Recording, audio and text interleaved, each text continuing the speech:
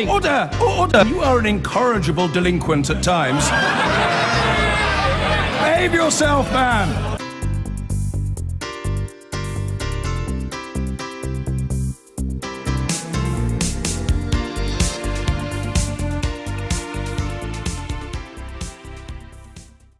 An inquest has opened into the death of a British Airways pilot. The family of 43-year-old Richard Westgate say he'd complained for years of severe headaches and vision problems, and they believe he may have been poisoned by toxic fumes leaking onto planes. Well, Duncan Kennedy is at the coroner's court in Salisbury for us. Duncan, what's been said there today?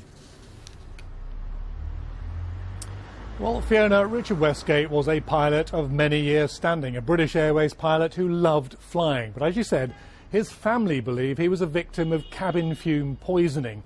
And although all those airline industries like British Airways, like Boeing say cabin air is absolutely safe, his family said today that they believe this is an issue that could affect millions and millions of passengers. This is a British Airways A320, just one of the type of aircraft Richard Westgate flew for many years, and one of the safest in the skies.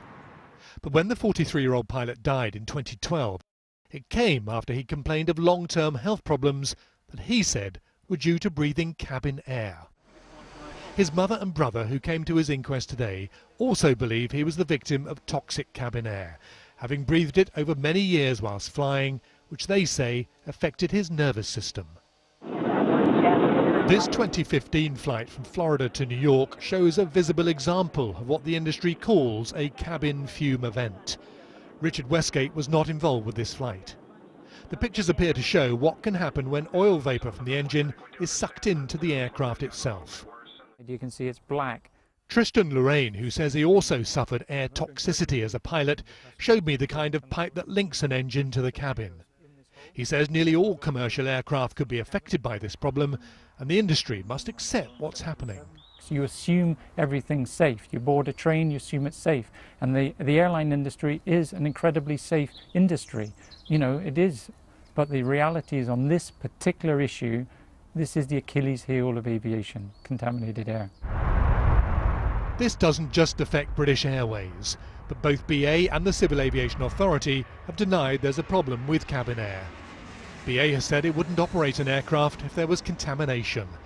It says there's been substantial research into cabin air and none of it shows there's a risk to long-term health.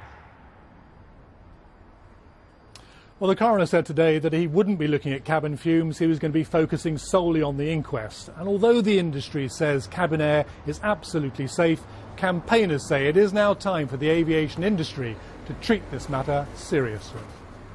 Duncan Kennedy, thank you. I've been getting